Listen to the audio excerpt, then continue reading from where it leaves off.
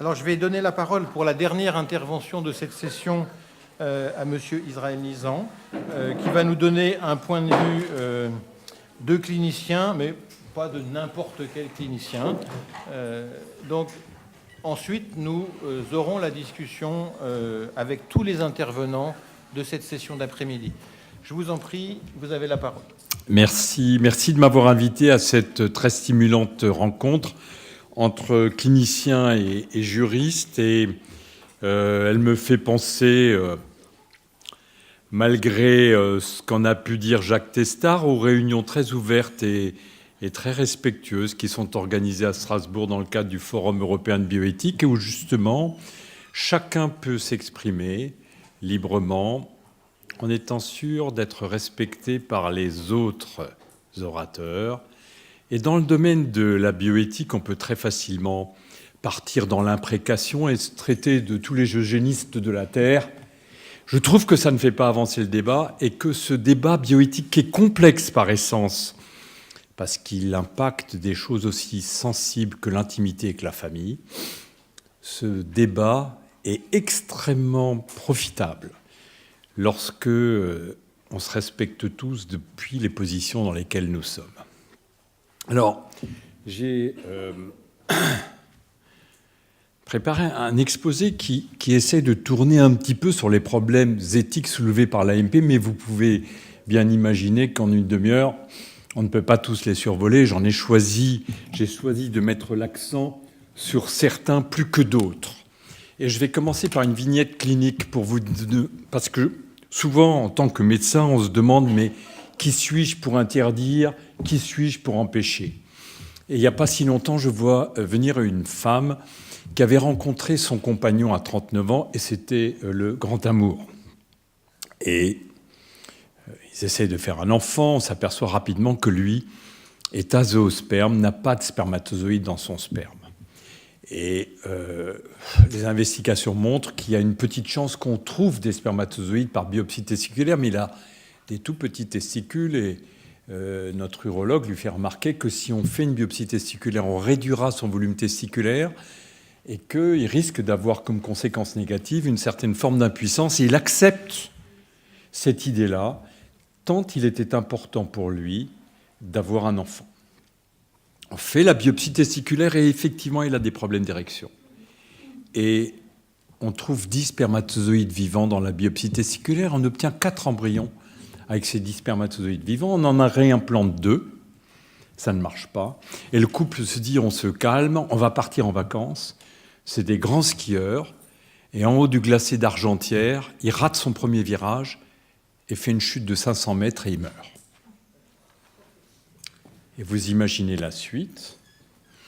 Son épouse vient en consultation et me dit « Monsieur, j'aurais pu venir avec la carte d'identité de son frère, et vous tromper pour obtenir la réimplantation des 2 embryons qui sont derrière cette porte. Mais je n'ai pas voulu le faire, parce que j'estime que personne n'a à me dire ce que j'ai à faire, et personne n'a à juger du projet que j'avais avec mon compagnon. » J'ai été obligé de lui répondre que la loi de la France lui laisse 2 choix obscènes: donner ses embryons à une autre femme ou les jeter. C'est ce que j'ai fait. Mais je peux vous dire que je l'ai fait avec amertume, parce que la loi de la France doit changer. Non pas que j'estime qu'un enfant soit une pierre tombale, mais au bout du bout, cette femme, qui va lui expliquer qu'il faut qu'elle donne ses embryons à une autre femme? Qui est capable de faire ça? Au nom de quoi? Au nom de quelle philosophie? Au nom de quelle religion? Moi, je ne me sens pas capable. Et la société fait cela en disant « on ne fabrique pas un petit orphelin ».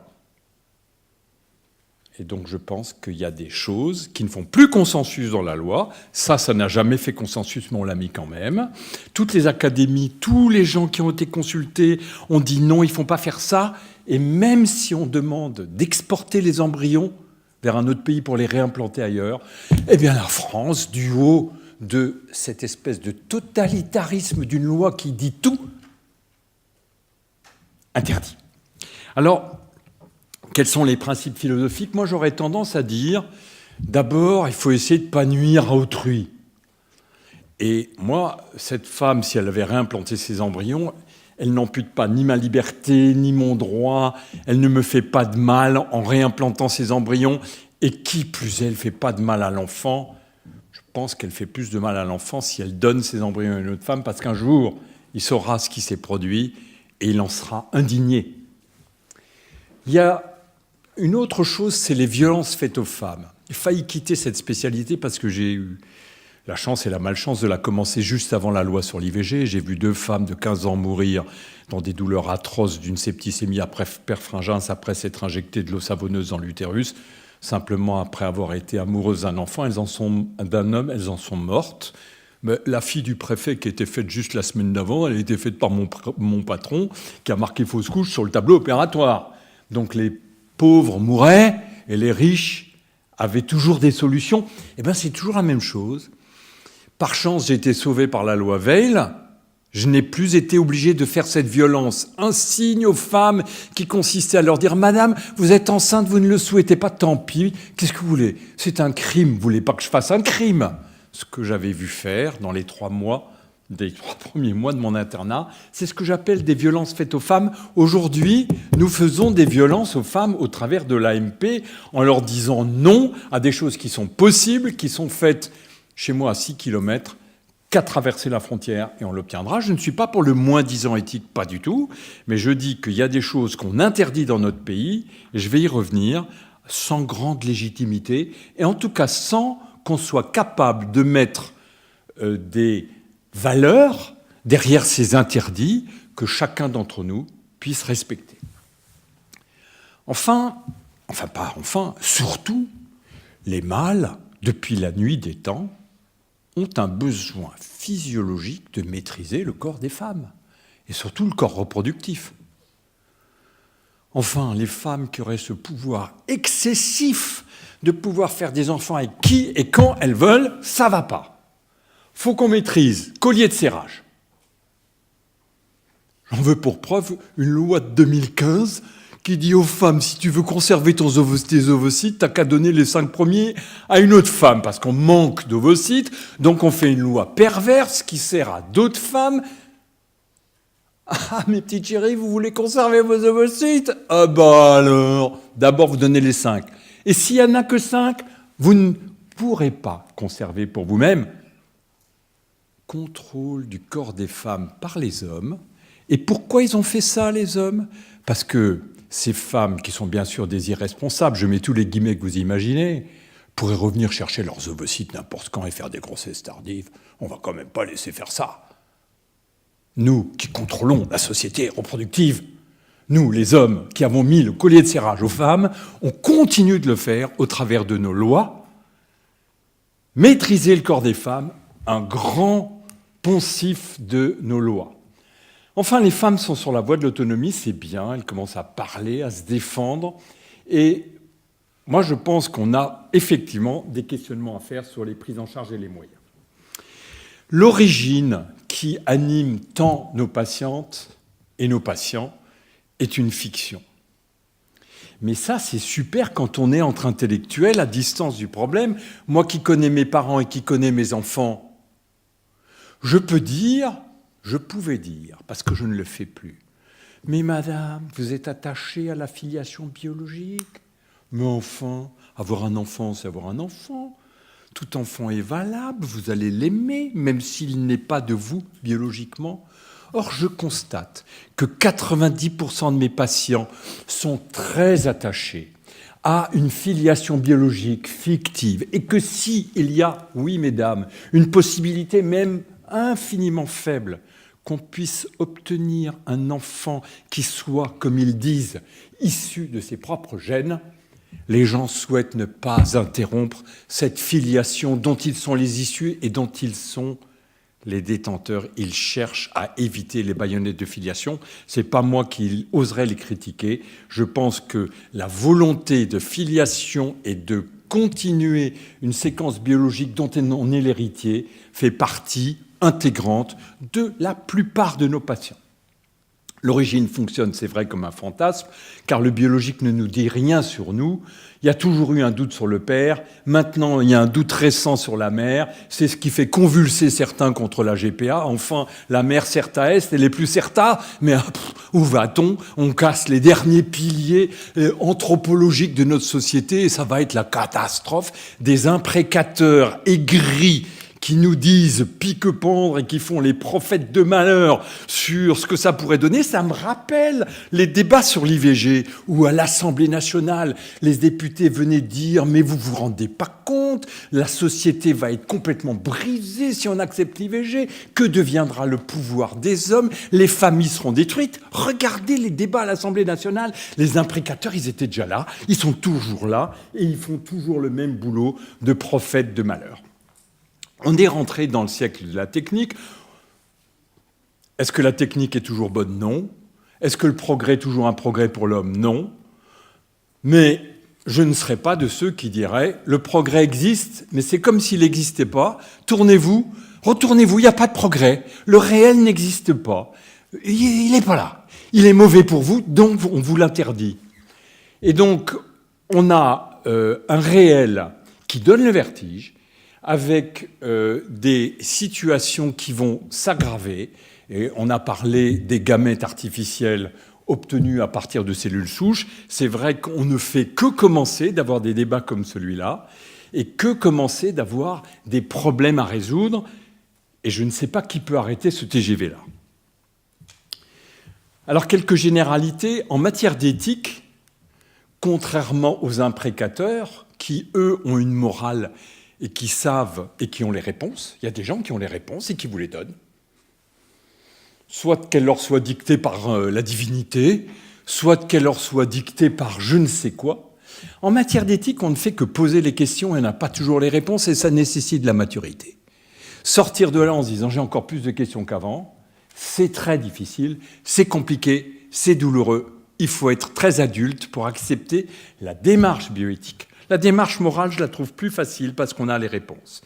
Il s'agit pour moi de donner du sens à la pratique médicale qui est devenue extrêmement invasive et par ces techniques, on définit l'humain, on le redéfinit et on a un impact sur la famille. L'AMP en France est caractérisée par une très grande disponibilité, gratuité de l'accès aux soins. On est un des seuls pays au monde où l'AMP soit gratuite. Je conteste la légitimité de cela. Parce qu'entre les lignes de la gratuité, il y a le droit à l'enfant. Donc, je vois des femmes qui viennent avec 0 chance de grossesse et qui disent « j'ai droit à une 4e tentative ». Il y a des femmes et des couples où c'est vraiment pas légitime et où le fait que ce soit gratuit favorise et encourage. Je pense que c'était politiquement correct au moment où ça a été fait en 1978. On pourrait remettre en question la gratuité de l'AMP. Mais on a un encadrement légal qui n'a rien à voir avec celui du DPN. Quand vous regardez le DPN, qui est ma pratique personnelle, le diagnostic prénatal, qui, lui, par contre, pose des vrais problèmes éthiques, parce qu'on décide tous les jours de la vie ou de la mort d'un enfant, avec ses parents. Et je peux vous dire qu'il y a des parents qui passent les pires moments de leur vie et qui parfois sont détruits. Et nous, les médecins, avec. C'est pas facile, c'est facile pour personne. Le DPN, il y a un demi-paragraphe dans la loi bioéthique sur le DPN. Il y a 20 pages sur l'AMP. Est-ce que ça veut dire que les problèmes, ils sont plus en AMP qu'en DPN? Non. Le législateur ne s'y est pas trompé. Les vrais problèmes éthiques, ils sont sur le DPN. Et le législateur nous dit juste, écoutez les docteurs, mettez-vous ensemble pour discuter, ne faites pas des décisions tout seul.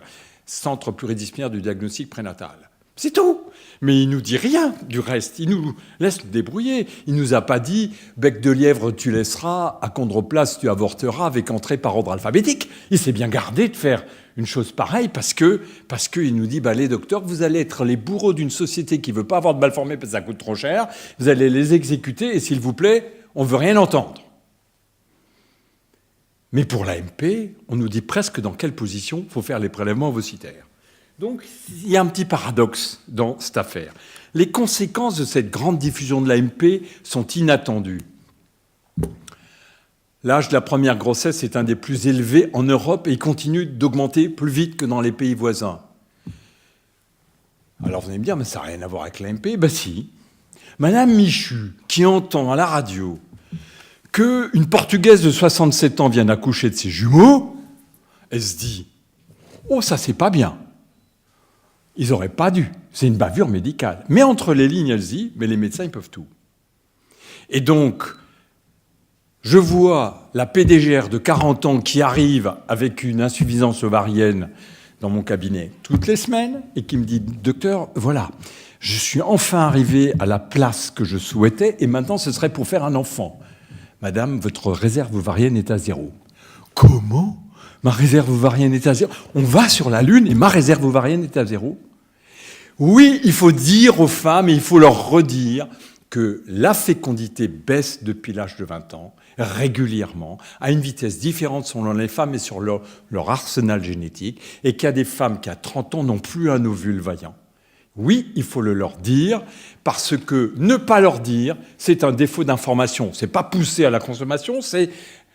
Ces femmes nous disent toutes « je n'étais pas au courant ». On ne m'avait pas dit que la fécondité baissait comme cela et variablement d'une femme à l'autre.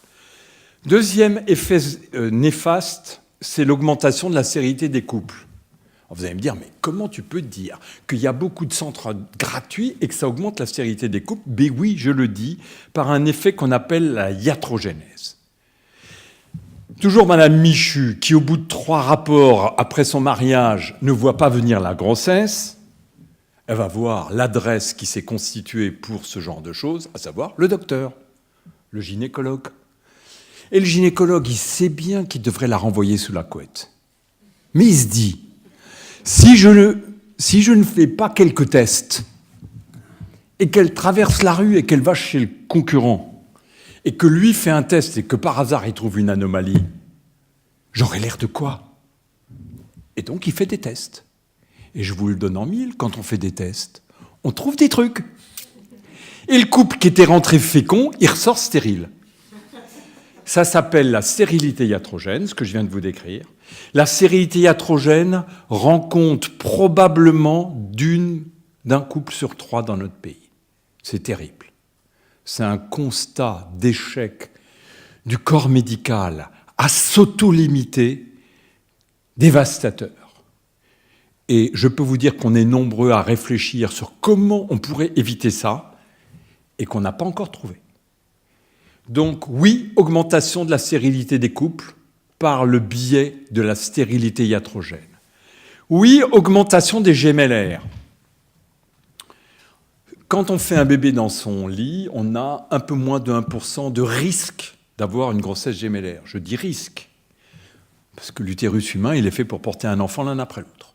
Et sinon, c'est risque d'accouchement prématuré avec toutes les conséquences négatives de cela. Et je vous assure qu'échanger la difficulté, la souffrance d'être stérile par la difficulté, la souffrance de voir ces bébés dans une boîte en plexiglas en redoutant qu'il y ait des conséquences cérébrales, c'est... Les pédiatres néonatologues nous disent « vous avez rempli nos services et nos couveuses ». Et c'est vrai. Il y a eu des moments où en France, le taux moyen de gémellaire en FIV, c'était 27%. La Belgique nous a montré l'exemple. Ils ont interdit de replacer 2 embryons. Ça a chuté brusquement et ils ont dit au couple « et d'ailleurs, si vous exigez le replacement de 2 embryons, votre PMA ne sera pas prise en charge ». Génial. Ils ont eu un effet de diminution des grossesses multiples immédiat avec des économies à la clé très importantes. Nous, on est encore en France à 10% de gémellaires parce que la mode de l'embryon unique transféré a pris dans certains centres, mais il y a encore pas mal de centres qui se disent, par utilitarisme, oui, mais si elle a une grossesse gémellaire, ça fait des frais en moins, ça fait 2 grossesses en une, etc. Mauvais raisonnement, parce qu'en termes de nombre de bébés en bonne santé à la maison, il vaudrait mieux les réimplanter les uns après les autres. Augmentation des gémellaires, un enfant, j'y ai droit, j'ai déjà raconté ça. Grande iatrogénèse, coût prohibitif, voilà les effets pervers. Il y a 4 niveaux techniques qu'on peut analyser tout sur le plan éthique différemment. Mais je vais me mettre plutôt sur le premier niveau. Le premier niveau, c'est celui d'un couple hétérosexuel qui n'arrive pas à faire un enfant tout seul parce que, par exemple, les 2 trompes ont été bouchées par des grossesses extra-utérines, par des infections, et qui demandent qu'on les aide. Le deuxième niveau, c'est le recours à des gamètes extérieurs au couple. Le troisième niveau, c'est la prévention de maladies génétiques transmises par le couple. C'est le moment où l'AMP rencontre la génétique, le diagnostic préimplantatoire. Le quatrième niveau est en construction, mais il ne nous dispense pas de faire une réflexion éthique. C'est le clonage reproductif. Mais voyons tout d'abord le premier niveau, et à chacun de ces étages, il y a un côté cour et un côté jardin. Je vous propose de ne pas nous attarder sur le côté jardin, parce que les médecins ont l'habitude de dire « regardez les prouesses que nous faisons », mais je crois que c'est plus intéressant de regarder le côté cour, c'est-à-dire les effets bioéthiques de ces découvertes. Au premier niveau technique, au rez-de-chaussée, côté jardin, la médecine fait son boulot de suppléer une fonction défaillante. Les 2 trompes sont bouchées. Autrefois, on disait au couple, eh bien, on est dans le regret de vous dire qu'il n'y aura pas de solution pour vous. Au revoir, messieurs, dames. Et puis, prenez votre mal en patience et renoncez ou adoptez. Aujourd'hui, lorsque les trompes sont défaillantes, la technique qui remplace la fonction tubaire, c'est la fécondation in vitro. Et aujourd'hui, une femme qui a, parce qu'elle a une endométriose, ses 2 trompes obturées, eh bien, on peut obtenir pour elle quand même qu'elle soit maman. Merci la médecine. Côté jardin, tout le monde sait que la fécondation in vitro, qui fait naître dans mon service 500 enfants par an, c'est utile pour suppléer la fonction tubaire. Ne nous attardons pas côté jardin, je vous propose de nous pencher côté cour. Côté cour, eh bien, il y a l'augmentation de la morbidité maternelle. Nous savons que les injonctions d'hormones à répétition chez des femmes n'ont pas une innocuité totale. Il y a l'augmentation des morbidités néonatales. On s'est aperçu que les femmes qui étaient en fécondation in vitro accouchaient plus prématurément, avaient plus de complications obstétricales, qui avaient plus de retard de croissance intra-utérin, etc., etc. Donc, on n'est pas sans conséquences néfastes. Mais ce n'est pas ça qui me gêne. Il y a 2 autres sujets qui sont bien plus lourds. Le premier, c'est celui des embryons surnuméraires. Moi qui ne suis connecté à aucun système religieux, pourtant quand je regarde un embryon à la loupe que les biologistes me montrent, je suis impressionné à chaque fois.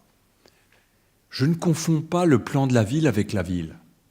Mais l'embryon humain qu'on ne voit pas à l'œil nu et qu'on voit dans le microscope, ça me fait une émotion à chaque fois. Quel plan!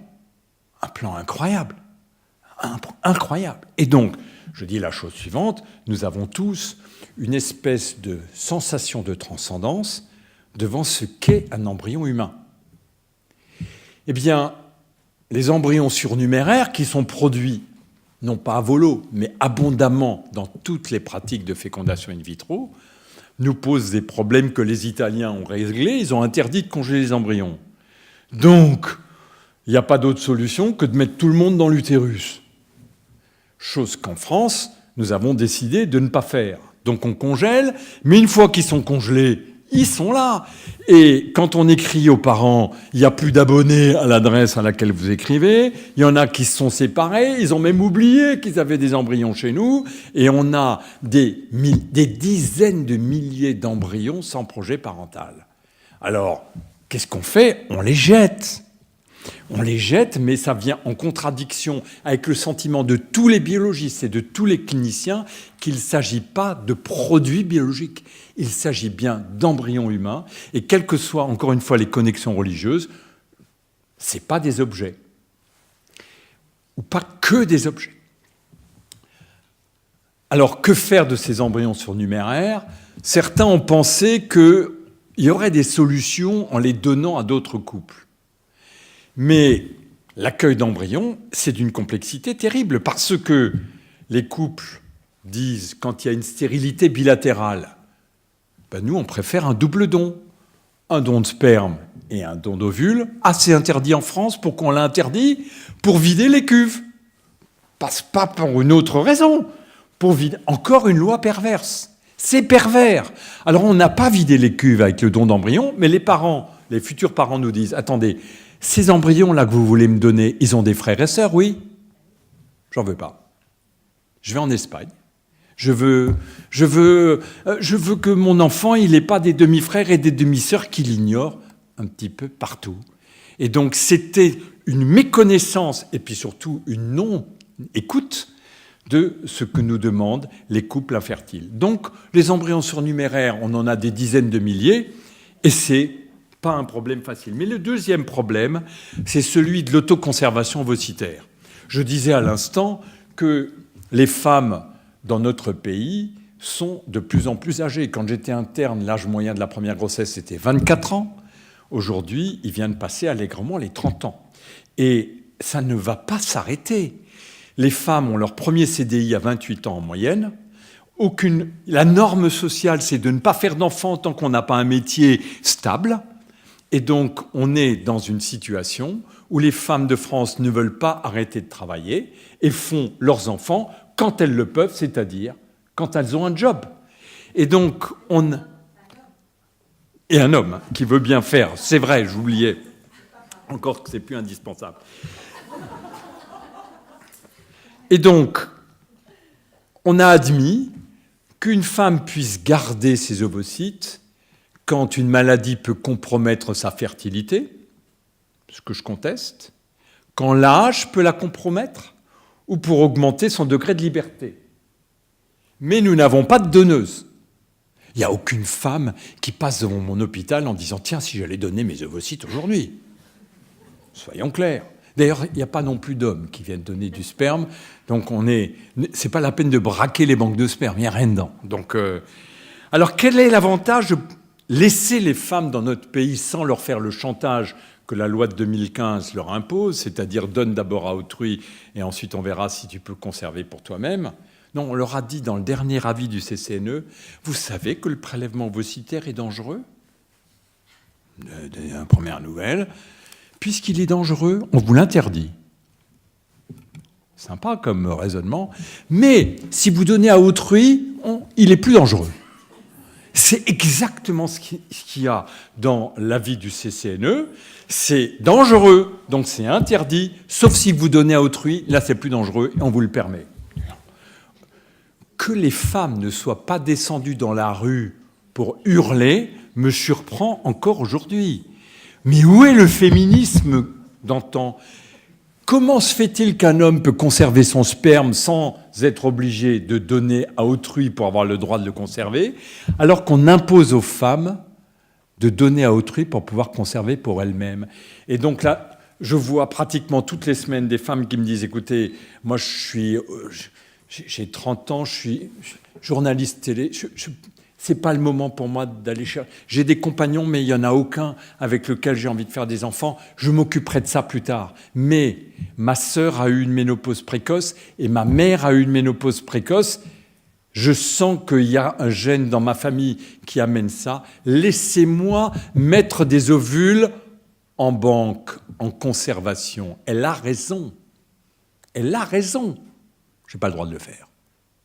Et donc, très clairement, je pense que là, on a vraiment des choses à changer. En quoi ça gêne qui que ce soit l'évêque du coin ou le politique du coin, qu'une femme mette en réserve ses ovules? En quoi ça les gêne? L'argent? Mais on peut lui dire, madame, si vous avez ce souhait-là, parce que la journaliste dont je vous parle, je l'ai envoyée à Montréal, c'est fait. Elle est allée 3 fois à Montréal, elle a congelé 3 fois après des simulations, elle a une 30aine d'ovules en réserve, et elle m'a dit, et je suis sereine. Et d'ailleurs, ce qui va se produire, je vais vous dire, c'est qu'elle va trouver l'homme de sa vie et faire un enfant sous la couette avec lui, sans qu'elle ait besoin d'aide. Et après, il y aura des ovules en banque. Et on pourra lui dire, madame, vous avez dépensé de l'argent, si elle l'avait fait en France, on pourrait lui dire, madame, vous avez dépensé de l'argent pour la première partie, vous n'êtes pas revenu chercher vos ovules, est-ce que vous acceptez de les donner à autrui, ce qui entraînerait un remboursement de vos dépenses initiales, par exemple? une des possibilités qui permettrait, de ne plus faire ce que nous faisons aujourd'hui, à savoir envoyer nos femmes en Espagne avec l'argent de la sécurité sociale pour obtenir des ovules achetés à des étudiantes espagnoles 900 €. Pourquoi elles vont en Espagne ? Parce que là-bas, il y a des donneuses, puisqu'on les paye. Mais en France, on n'a pas le droit de les payer parce qu'on s'est pris les pieds dans le tapis avec anonymat, gratuité, on n'arrive plus à en sortir. Mais avec l'argent de la France, on envoie les femmes acheter des ovocytes là où c'est permis. Moi, j'appelle ça une hypocrisie. On marche sur la tête. Je suis désolé de vous interrompre, mais il faudrait conclure. Vous parlez Alors, je 30 conclus. minutes. Je conclus sur les deux étapes suivantes. J'ai prévu trop large. Pardon ?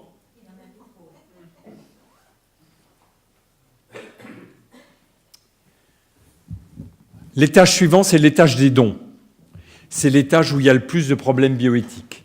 J'en ai mis juste deux. C'est la GPA et l'homoparentalité. Je vais juste dire deux mots parce que, bien entendu, on pourrait faire toute la journée sur l'homoparentalité, on pourrait faire toute la journée sur la GPA, mais il y a une variété de demandes que vous n'imaginez même pas dans les deux chapitres, avec des demandes qui pourraient paraître légitimes à toutes les personnes qui sont ici et des demandes qui pourraient paraître illégitimes à toutes les personnes qui sont ici. Je pense que dire l'homoparentalité, je suis contre, c'est dire les 100 000 familles homoparentales dans notre pays ne font pas bien leur boulot d'éducateurs. Qui va leur dire ça ? Personne. Je suis contre les tsunamis. Et être contre les tsunamis, c'est pareil que d'être contre l'homoparentalité. Elle est là. On ne peut pas la discuter. Et d'ailleurs, il n'y a aucune publication qui dit que les enfants issus de familles homoparentales vont moins bien que les autres. Pareil pour la GPA. Il y a des formes de GPA qui sont inacceptables. Et récemment, ma voisine dans mon village disait « Moi, j'ai payé 2 fois plus une blague de San Francisco, comme ça, j'ai plus rien à lui devoir après. » Ça, je trouve ça inacceptable et il n'y a personne d'entre nous qui veut ça. Mais dans ma ville, il y a une jeune femme qui est PDG d'une entreprise qui a porté l'enfant de son employé qui venait de perdre son utérus dans une catastrophe obstétricale en même temps que son enfant. Et elle dit « Dites voir sur les estrades que j'ai tout payé et que des femmes peuvent faire ça par solidarité. » Oui, la solidarité entre femmes existe et je ne vois pas... Cette femme-là qui a payé pour porter l'enfant de son employé, elle mérite qu'on lui fasse une statue. Alors elle me dit « J'ai pas besoin de ça, je suis une nounou prénatale, je serai là à tous les anniversaires de cet enfant. Est-ce qu'une nounou prénatale serait moins noble qu'une nounou postnatale ?» Et enfin, dernier étage, parce que je ne vais pas parler du DPI, on en a beaucoup parlé, et je pense que le DPI a une vraie place et mérite une extension dans notre pays. Je vais juste dire un mot du clonage reproductif. 172 pays ont signé contre le clonage reproductif. Il n'y a pas de côté jardin. Il y a Raël qui veut se mettre en 100 exemplaires parce qu'il se trouve beau et intelligent. Ok, on rigole. Mais il y a sur la planète des cultures où la filiation paternelle a une énorme importance. Et si vous demandez dans ces cultures, qu'est-ce que tu préfères, monsieur l'homme stérile ? Qu'on aille prendre du sperme d'un donneur anonyme ou qu'on te prenne une cellule de peau pour faire le bébé ? Je peux vous dire la réponse. Donc si le clonage reproductif est possible, il aura lieu. Et je ne vois pas d'ailleurs, je pense que c'est bien qu'il y ait 172 pays qui aient signé, mais je note qu'il y en a quand même 50 qui n'ont pas signé, dont la Corée du Sud et Israël. Donc, si le clonage reproductif est possible, il aura lieu. Ce sera un 4e étage. L'interdit simple, je le préférerais à ce qu'on a mis dans la loi française, à savoir que c'est un crime contre l'espèce humaine, parce qu'il y a un peu un contresens philosophique à dire que donner le jour à un enfant, c'est commettre un crime. Les philosophes s'en marrent encore. Au total, j'aimerais bien qu'on contrôle les effets du marché pour qu'ils ne se substituent pas à la décision des familles. Mais j'aimerais aussi que ce ne soit ni les curés, ni les rabbins, ni les imams qui se substituent à la décision des familles. Et donc, l'autonomie veut dire une information, et le progrès technique n'est pas toujours un progrès, mais le cas par cas est risqué, mais par contre, il est beaucoup plus respectueux que la loi qui coupe les têtes à tout le monde au même endroit. Et je trouve que là, il y a une confiance du législateur qui devrait confier aux citoyens, dans des comités de la parentalité, le fait de dire oui, cette GPA, on l'accepte, non, celle-là, on ne l'accepte pas. Et je pense que ça, ce serait le seul moyen démocratique et plus intelligent que l'interdit biblique qui s'applique aujourd'hui dans la loi de la France. Merci de votre attention.